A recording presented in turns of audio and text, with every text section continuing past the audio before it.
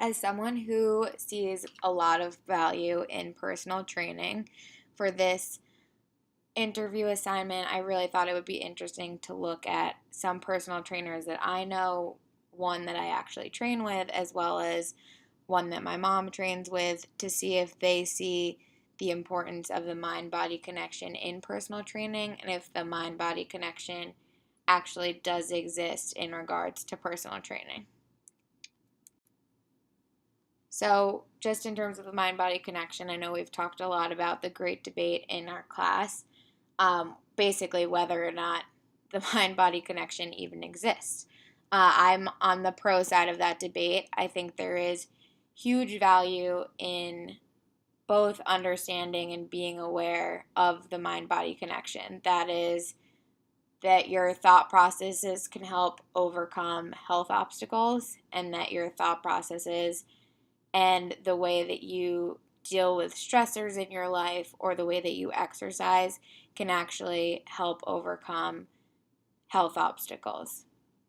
So, with this in mind, and with understanding that I think the mind body connection exists, I really wanted to look into people who spend their daily lives looking at physical health and see if they saw mental health as a factor that actually implicates whether or not someone can overcome health obstacles as well as further their health goals in personal training.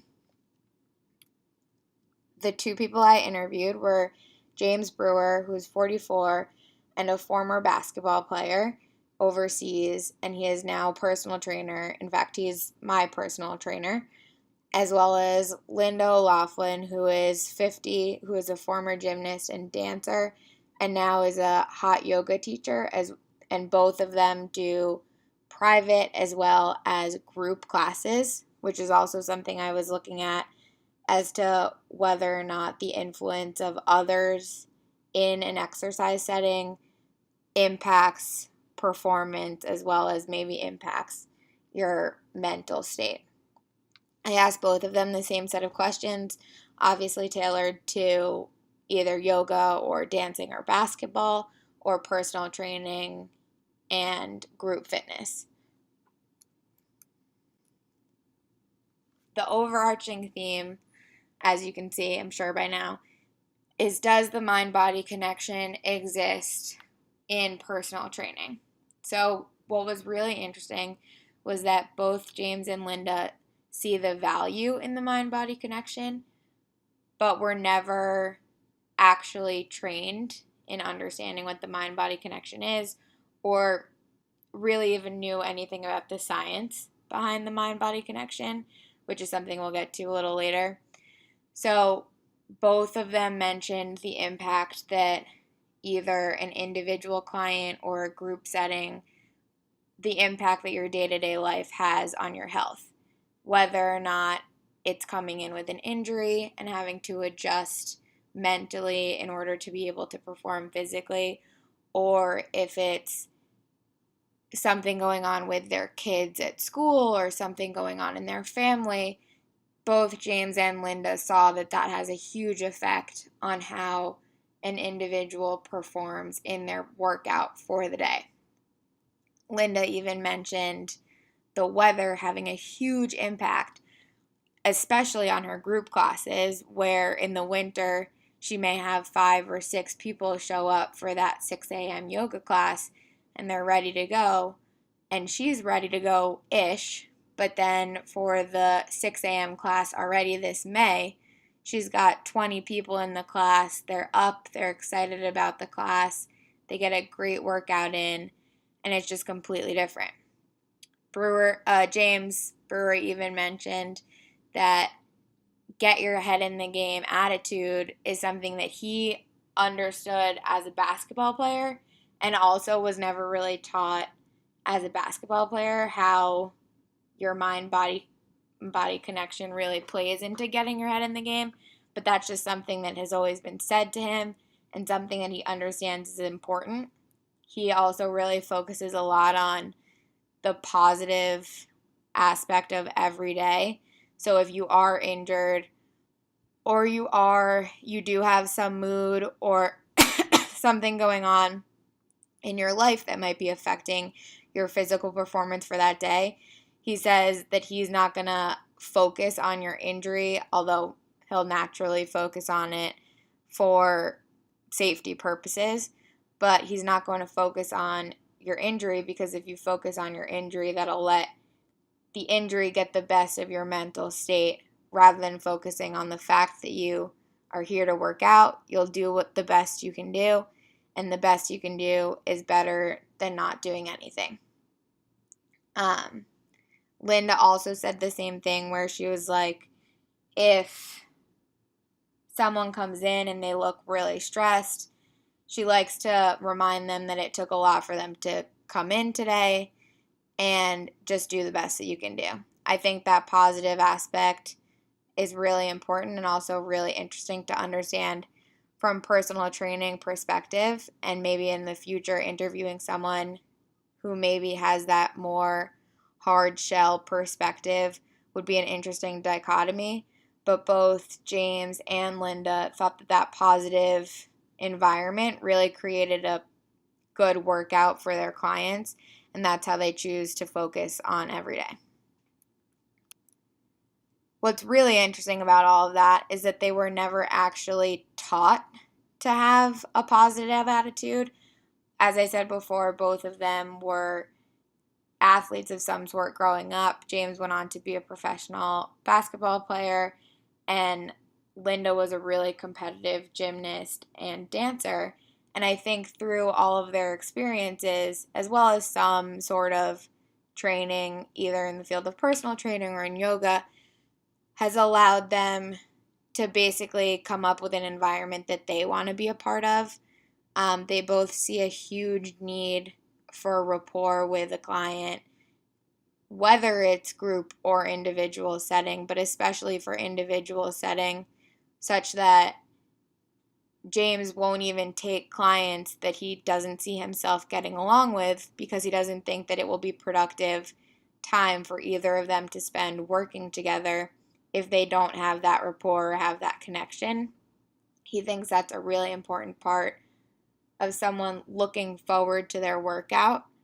And he thinks it's important for the trainer also to look forward to the next person that they're training, as opposed to just going in and dreading your workout. You probably won't have as productive or successful a workout. So also, kind of the most alarming thing that I got from both of these interviews was that training is not a requirement for either of these professions. Linda's been in the studio that she's been teaching in for over 20 years. She's the head instructor there, and they've never once asked if she's been certified or what certifications she has in terms of being a yoga instructor. And I think this is really interesting, especially in yoga, because it's hands-on. And there's a lot of intricacies in terms of working with people that we've figured out through Counseling Skills A, or just in general, that different personalities handle situations extremely differently. And I think that training not being required is a really interesting caveat that I never even thought about before these interviews. What James was saying also was that training is available for personal trainers, but it's super expensive. It's really time consuming. And a lot of these training sessions are in the middle of the nowhere in the Midwest. And when you have families as well as a career that is mainly based on the flexibility of your client's schedules, hour to hour, for personal training, there's really no time or really the funds to get out there. And I think what this really just leads to is a really specific need for the collaboration with personal training and health psychology. There's a lot of times where I've heard people joke about their hairdresser being their psychologist or their person who does their nails, they confide in them and everything. A lot of people confide in their trainers or the person they're working on their personal fitness with in ways that trainers are really aware that they're not qualified to deal with.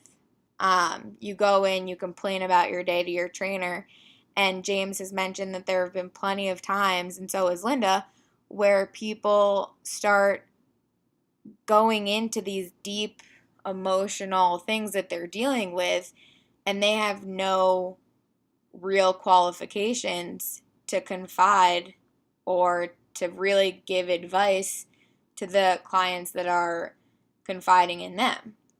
And what Linda said was that she's constantly aware that she is not in the position to give advice.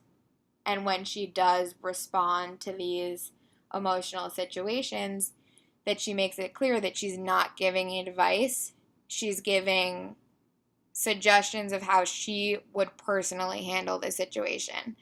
And I think that's something that's kind of interesting and we don't think about that often, is that we place such an important boundary on what mental health professionals are required to be trained in and be certified in, and yet we place such a lesser importance on what physical health professionals should sometimes be trained in and don't really require those certifications. Or, I mean, to be perfectly honest, I never really thought about what James was trained in, and I've been working with him for over a year, what he was trained in or why he was qualified to be training me in terms of reaching my goals with my physical health.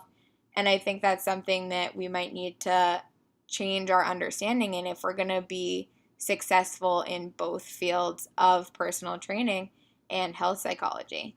I think both fall under the umbrella of health and should be seen as such. I think in the future, it would be interesting to see a collaboration between health psychologists and personal trainers directly. I'm sure there are places where this does happen, but I don't think that it happens enough. And especially when it was something that I've never really thought of. And I've been sort of a part of the personal training world for the majority of my life, whether it was rehabbing my shoulder during tennis season in high school, or going to spin classes, or just working with my mom's personal trainer. I think that I've definitely never stopped to ask what they were trained in and what they were qualified in terms of working with me in these situations. I think that might need to be a shift in a mindset for society at large when we look at obesity as one of the leading epidemics that we're dealing with right now, and it's getting worse fast. I think that we need to understand the implications that our personal trainers, or how we get information about personal training out there. I think we need to understand that it's not really specialized, and maybe spending more time looking into that and spending more time training our trainers, to be perfectly honest, that could help in terms of helping other people reach their physical health goals.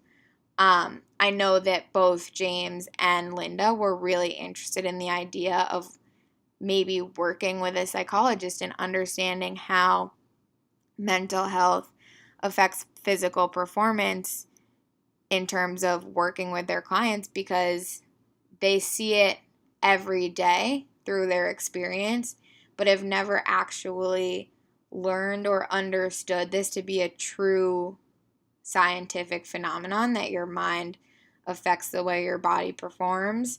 They've just experienced it through their own sport or through personal training, but don't really understand how to then teach that to someone else. So I think there's a big necessity for the collaboration between health psychologists and personal trainers directly in the future.